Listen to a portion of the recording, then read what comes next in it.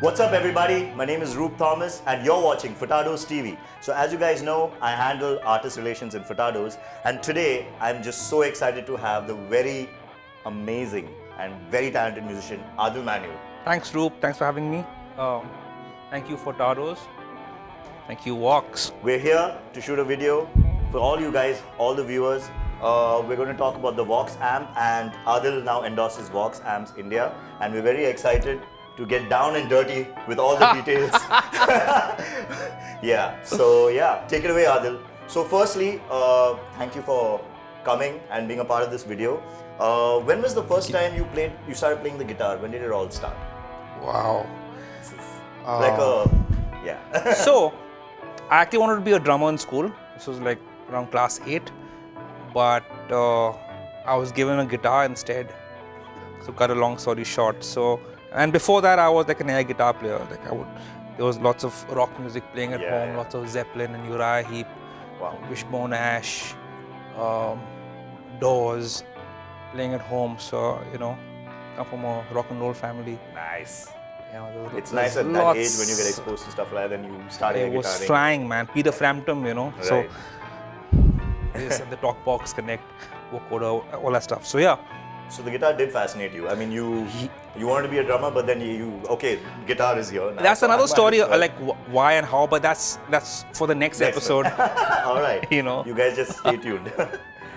So when was the first time you actually formed a band, Adil, and came together and thought, wow, playing music together, once you picked up the guitar, I'm guessing, a little later on. So,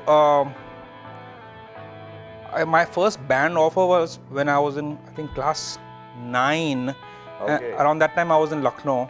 I've changed 6 cities, I think 5 or 6 cities. At that time I was in Lucknow, and there was an amazing band there called Olio and the Rock Opera. There was this incredible guitar player called Chris Hale, who was just done. He'd finished his Berkeley course and he'd come down. He was learning sitar at Bath Khande, I still remember. And so I had to learn or pick up stuff from him.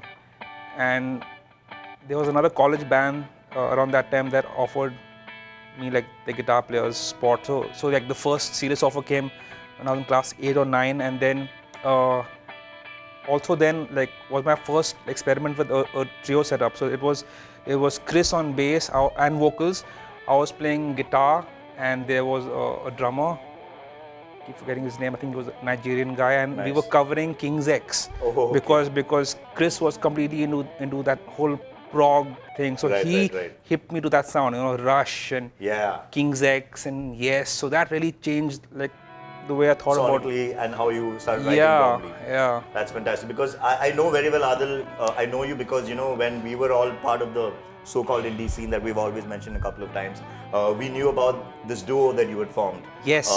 And I think that's the first time there was some light shown into your name. Then we knew Adil and Vasundhara. Yes. If I'm not wrong. Yeah. Shout out to Vasundhara. Also. So yeah, that journey. I mean, that whole project and how it took off, and how that journey. How was that for you, being an indie artist with playing your original music and stuff like that? The most satisfying, I think, in terms of just putting music that we just felt we wanted to play.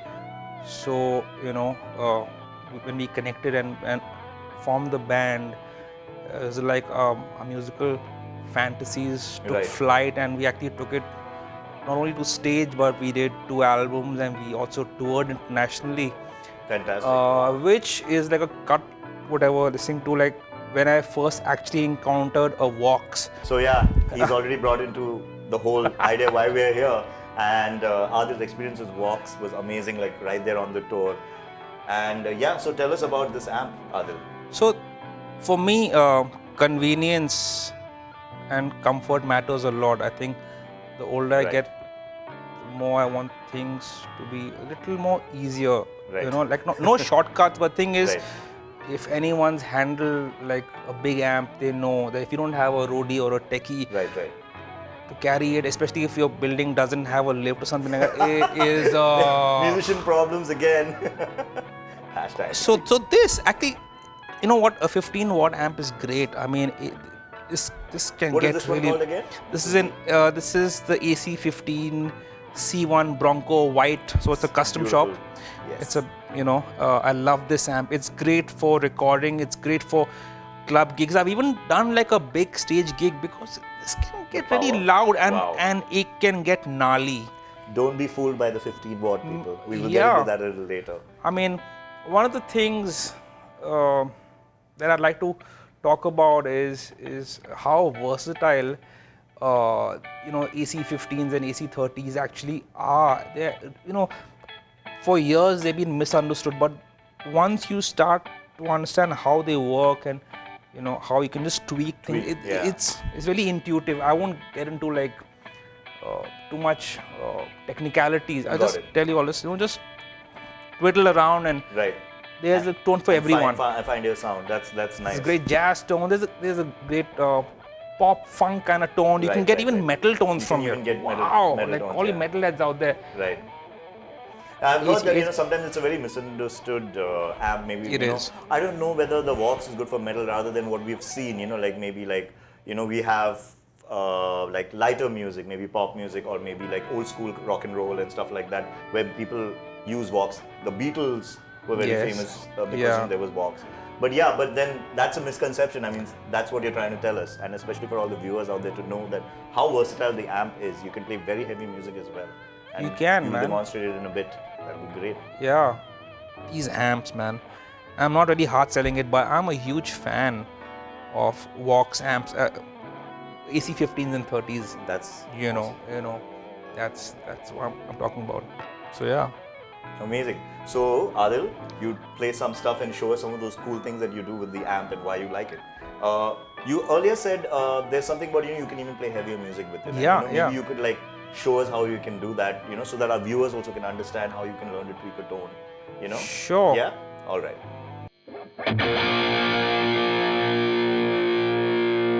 Now if I take the treble off completely, roll off the bass a bit and max out the tone cut, which means I'm shaving off those high frequencies, you get that nice dark kind of tone, so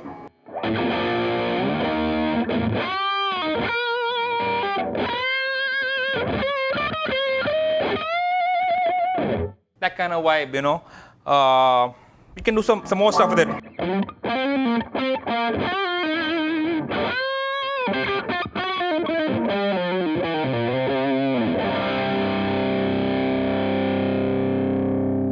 It cleans up beautifully. So I can go like.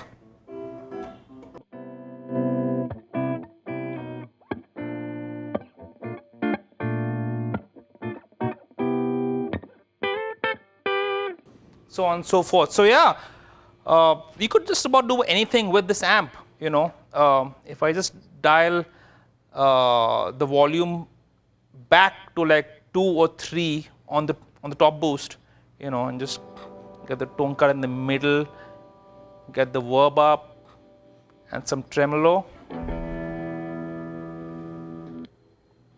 get some beautiful tones, man, like to like really subtle tones, like just get that chime, that classic Vox chime in. So I roll back the tone cut so it's nice and bright.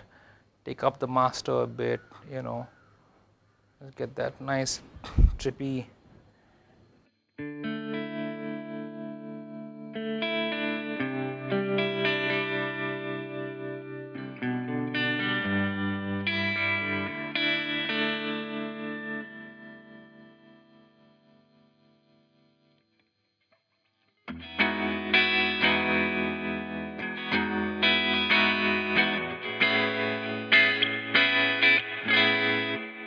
And it works beautifully in a recording. It just cuts through, and if you need more low end, well, just take it up. That's it. Cut the tone cut. Take it back a bit. You're set.